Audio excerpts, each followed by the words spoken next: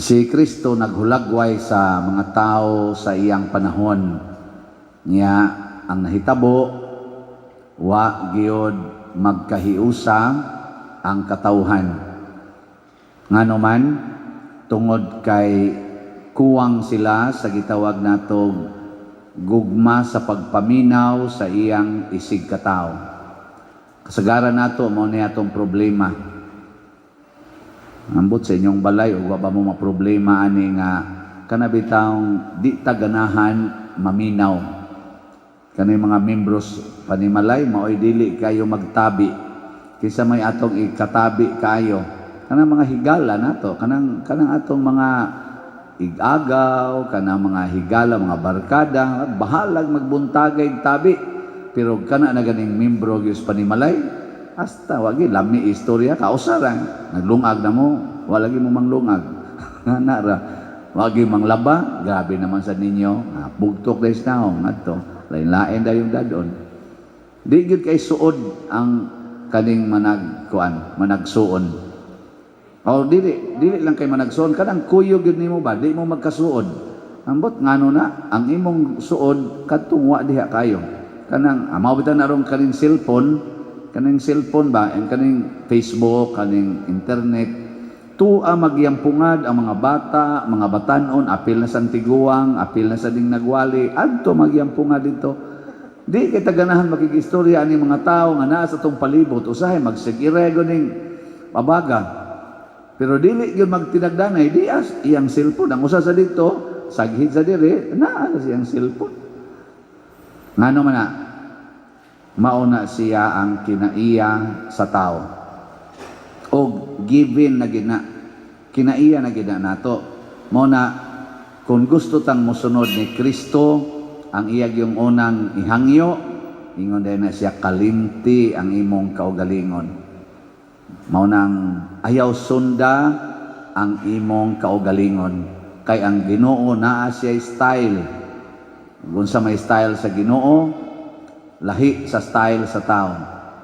Muna usahay di siya moinom og bino, di siya palahubog, usahay sad palahubog sad siya, usahay kamao sad siyang musugal, kamao sad siyang mutipon sa mga makasasala.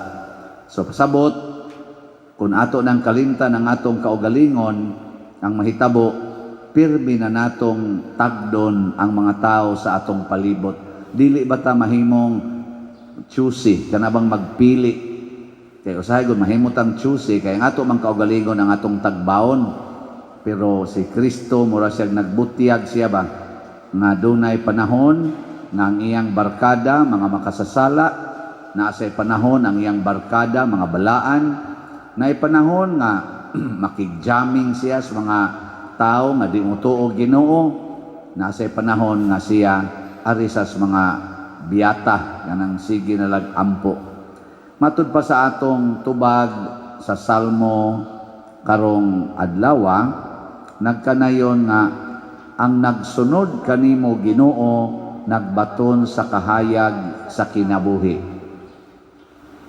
Kung magsunod tas Ginoo ang atong kinabuhi hayag. Unsa may mahitabo kun hayag, makakita ka sa imong palibot. Karon unsa man ning ato rong pagmisa ron, hayag o ngit-ngit? Hayag. O mo nakita mo nako no. Kita. Diha bitay nagpa-picture nako dito sa ako bang naagian ba? Pader picture ta pader. Oh, sige picture ta siya. Lahi ra gid ka pader no kung aktual mas gwapo gid ka sa aktual. Ako stilan yun. Nahiyagan lang. Nahiyagan ba? Ako, ay di na tinuod oy. Maura gyapon tiguwang ra gyapon Maura ninyo nakita tingali karon nalingaw lang ka kay naaman ko dire dool nimo nya selfie ta. Pero magkuyog na sad ta na idi na sa ko nimo tinggan siya. Di sad pa dire nako na. Driver nako ay asa man na magtingog nako. Panagsara kayo. Asa ta dir. Ana ra. Human ana wala. Di ganahan oy. Ako na makuyog na ko sa kumbento, kabuang maganiglikay, kamo sige mo pangita kay sigig selfie. Nay makuyog na ko dito ay lipay kay wa ko dito. Ngano man na? Tungod na kay atong kaugalingon atong gisunod. Si Kristo di mag-agad og ganahan ba si aning tawhana o dili. Unsa may iyang ganahan? Nga mohigugma kos matag tawo. Muna nga gihandom nato, gipamalandungan nato karon, giunsa pag-anhi sa Ginoo sa kalibutan aron iya tang luwason. Pag-anhi niya, gipili niya ang kanang di gyud ganahan sa tawo nga kahimtang. Una, natawo siya sa pasungan. Siya nang ka na mataw katipon sa mga hayop, di taganahan gid ana. Pangutana mo diag ato mga barangay health workers, maayo ba na nga ang bata ang ipakataw? Naman tayo bago diring natawhan og bata. Ganahan ka na siya, ngayang anak ana ipanganak sa kananan sa hayop. Di oy. Pero si Kristo mo iyang giagian. Makapili gud unta to siya, Ginoo gud to siya gud. Nganong dag ato siya magpakataw sa rayna og sa hari nga mga gamhanan kayo. Nganong diri magid siyang Maria nga perting yanuha. Nga naman tungod kay gusto sa Ginoo nga makita nato nga way gipili ang Ginoo. Way siya'y pinalabi. Kung kaya niya magpakataw og pasungan, kaya pud niyang magpakataw og palasyo. Munang kitang tanan giawhag, di ta magpili. Sa atong unang pagbasa, si Propeta Isaías nagpahinumdom nato, ningon siya, ako ang inyong Ginoong Dios, nagtudlo kaninyo sa makaayo kaninyo ug nagtultol kaninyo sa dalan nga angay ninyong laktan. Ang Ginoo sige gina siya tudlo nato, sige tultol nato aron atong laktan. Nya kun mosubay ta na, maglakaw na tas kahayag, naadayon ang kalipay, naadayon ang katumanan sa atong mga pangandoy. Mo bitaw na ako di man sa Dios ko perpekto kay perti man sang daghanan akong supak-supak sa Ginoo, pero galabi sa Ginoo nga maningkamot kog sunod sa Ginoo. Mo bitaw na kaning atong gipamaligya nga gipamaligya no, ato man ang donasyon kaning atong mga slots. Ako sad palit sad ko. Nga naman, di ko ganahan nga ako maoy nagdeal diha ninyo, nya ako di sad ko mopalit. Pero kuto basta sa akong maabot. Nya na sa taroy gitawag og kanang ikhak, edad ko, halad ko. Ato sa ning ihalad karong karong Disyembre para sa nigapon sa atong mga projects. Unsaon to nato pag-compute ang atong ikhak? Mo na atong himuan og equivalent. Ang bronze, edad times 1 peso. Ang silver, edad times 10. Ang gold, edad nimo times 100. Ang diamond, edad nimo times 1,000.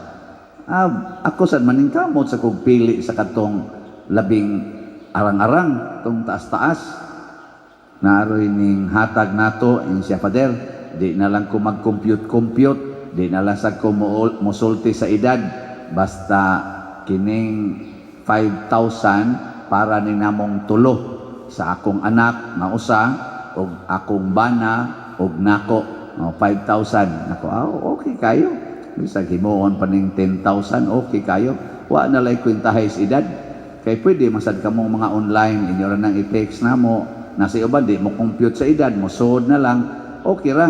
Pero inyo yung computan mas maayo. Nga naman, dunay gitawag na ato bag pagsunod sa atong computation. Hanabay intention nga dili lang nimo paundayunan unsay imong gusto, kundi pugso nimo ang imong kaugalingon nga mobuhat sa di nimo gusto pero dako kayog kalipay nga ikahatag sa katilingban og nimo. Ang tanan karon ako mosuway ko og compute og makaya ba din akong diamond, tandakuan ra ba nakong edad sa noon. Inyong tanaw kaya? Inyong sa kung ulo-uluhan na makuha. 58 na biya akong edad. Sinalaga 58 i-times mo pa 1,000 dako ano. Pero so yan, listingan na ako. Basin ba day? Layo pa man sa kutob man ni January 1. O di basin pa day. Katigom-tigom ta sa atong dupa-dupa ron aning Disembriha. Kini siya ato ning gihimo tungod kay magpakita ta gugma sa Ginoo nga gihatag niya ang labing nindot para sa atong kaayuhan. Iya pagitang kisaaran na kung tumanon, matod pa din sa unang pagbasa, kung tumanon ninyo ang akong kasuguan, mubaha ang inyong kalipay sama sa suba, ug ang inyong pagkamatarong sama sa mga balod sa dagat. Pagkaninduta sa saad sa Ginoo, mo na bakob, tuman ko aning ikhak, basin pa day, mubaha pa di ay, sumpay-sumpayan pa itong kinabuhi, pero di sana mo ikan, paniguro naman sana. Basta, ang nindot nga atong ihatag sad sa Ginoo ang labing nindot nga pagpaminaw kaniya, labing nindot sa pagsunod sa iyang sugo, labing nindot sa atong pag-alagad sa atong katilingban, sa atong simbahan, tungod kay nagsunod ta sa pulong sa Ginoo dili sa kalibutan. Kay kung kalibutan atong sundon, magkabahin-bahin ra gid ta, magkaaway ra gid ta, magkabinungulay ra gid ta. Pagkapait puy as kalibutan, kung kitang tanan mura natag mga amang, mga bungol ug mga bakol nga di na magkasagol kayo tungod kay nagkakontra-kontra. Muna iampo sa nato ang ato rong mga politicians nga makabaton sila, lipay ba ako sa uban, na uban nato rong mga nidagan sa mga positions katilingban nga mahigugmaon. Kana bang wa sila mga taki, nyag atakihon, mudawat ra, mukatawa ra, mupadayon ra sa pagsangyaw sa iya sang plataporma, kana congratulations aning mao mga politicians. Usahay ra ba di ra ba ni kadaog. So pero sagdi lang, basta sila nagtuman. Nakita sang mga tao ato sa nang tanaw-tanaw nang di kay tantong palaaway aron nga magkahiusa ta. Kay ang taong palaaway iya na sa demonyo. Ang tao nga makighiusa o muhigugma mao ginay iyas Ginoo. Mao nay tuburan nga mubaha ang atong grasya, mubaha ang atong kalipay ug kalinaw. Manindog ta para sa pag-ampo sa katawhan.